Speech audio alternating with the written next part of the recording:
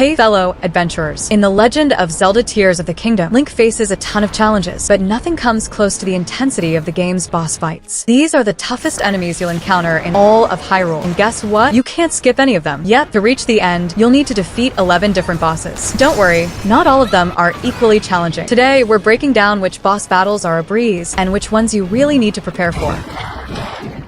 First up, we have Sludge Light. Honestly, this one's a walk in the park. It's the easiest boss in the game, and the only thing that makes it feel like a boss fight is the intense music and the red title that pops up. As long as you dodge its sludge attacks, you'll have no trouble whittling down its low health bar. Here I go! Next, we've got Marbled Goma. Now, Nintendo might have made a misstep choosing this boss for the Fire Temple because it's really not that tough. It's all about targeting that glowing orange eye, classic weak spot stuff. With Yunobo's help and his charged attacks, it's not too bad. Just watch out for the slow-moving rocks it throws your way. They're easy to dodge, especially if you use the recall ability.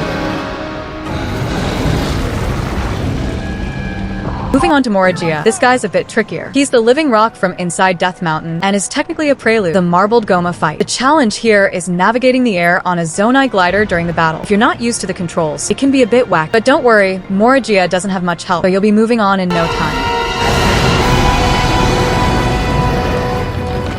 Then there's Caldera, the Wind Temple boss. If you're following the best temple order, this will be your first boss fight. It's similar to Morrigia, but this time you're flying through a blizzard-like storm. You'll need to dodge ice spikes, moving tornadoes, and the boss itself as it jumps in and out of portals. Juggling all these things can be tricky, but Caldera's health isn't much to worry about. Now, Muktarok is where things start to ramp up. This water temple boss loves to throw sludge everywhere, which slows you down and makes the fight more frustrating, especially during the second phase. But as long as you use Sidon's abilities to clear the sludge and stay patient, you'll come out on top.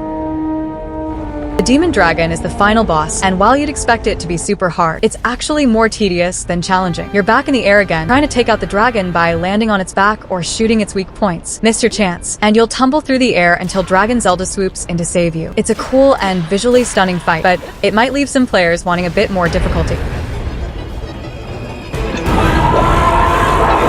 Before you can unlock the secret 5th stage, you'll have to take down the Seized Construct in the Spirit Temple. This fight is all about mastering Minoru's mech controls, which can be overwhelming at first, especially with the boss throwing punches at you. But once you get the hang of it, the Seized Construct becomes pretty predictable and easier to handle. The Demon King's army is next on our list, and while it's technically made up of smaller enemies, it's still considered a boss fight. The sheer number of enemies can be overwhelming, but you'll have all the sages fighting alongside you, which helps. The key here is using the best fuse combinations to deal area of effect damage and take out the hordes. Phantom Ganon is one of the most annoying bosses you'll face, 3 times, no less. The first time, he duplicates himself into several copies, making the fight a nightmare to keep track of. The next 2 encounters are a bit different. He doesn't split, but he's much stronger, with more health and more powerful attack. He also leaves a trail of gloom behind him, limiting your movement. Don't underestimate these fights. Phantom Ganon is no joke. Queen Gibdo is another tough one. This boss from the Lightning Temple is fast, mobile, and can attack from a distance with deadly sand beams. To even deal damage, you'll need to wait for her to enter a weakened state, which you can only trigger with Raju's lightning ability or other elemental skills. And just when you think it's over, her second phase introduces smaller Gibdos that are equally annoying. Beating Queen Gibdo is no easy task, so make sure you're well prepared.